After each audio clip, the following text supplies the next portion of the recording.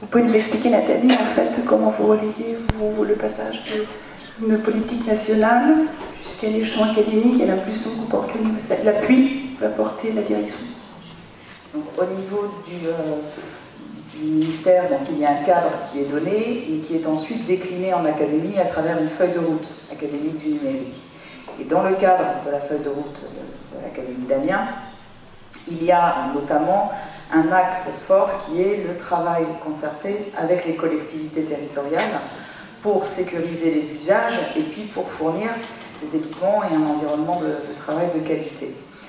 Donc, c'est dans ce cadre-là qu'on a fait le choix, au niveau notamment du département de l'Oise, de répondre à un certain nombre d'appels à projets qui ont été lancés. Et dans le département, on a comme ça 2 collèges connectés qui en fait ont bénéficié à partir de 2013 d'une grande diversité d'équipements. On a eu ensuite, en 2015, un collège préfigurateur qui est le collège Henri Beaumont de Beauvais, dans lequel il y a eu un équipement individuel des élèves en tablette, et puis donc les 16 collèges qui, donc en 2016, s'inscrivent dans l'appel à projet, donc 2016, dans lequel il y a un équipement en classe mobile. Donc on s'est inscrit dans ce cadre-là, mais après on travaille en étroite collaboration avec les partenaires locaux pour accompagner les établissements. Donc, Madame Contrelamoureux a parlé de Cadopé, on a parlé tout à l'heure des formations techniques et formations pédagogiques qu'on mène avec les collectivités territoriales.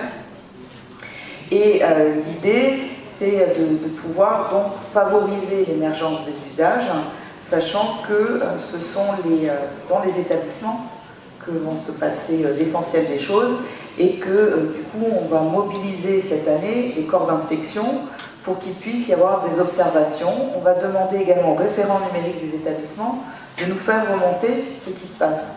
Parce qu'on ne peut pas nous déplacer dans tous les établissements. On a besoin de savoir pour pouvoir ensuite, comme l'a dit Madame Montreuil-Amourou, valoriser au niveau académique et puis au niveau national les tentatives, les essais, les difficultés aussi, parce que ça ne sert à rien de se voiler la face.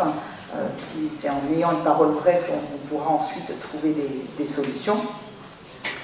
L'idée étant que tout ça se fasse au service des apprentissages et de la réussite des élèves. Et je crois que le plus important, ce sont les témoignages.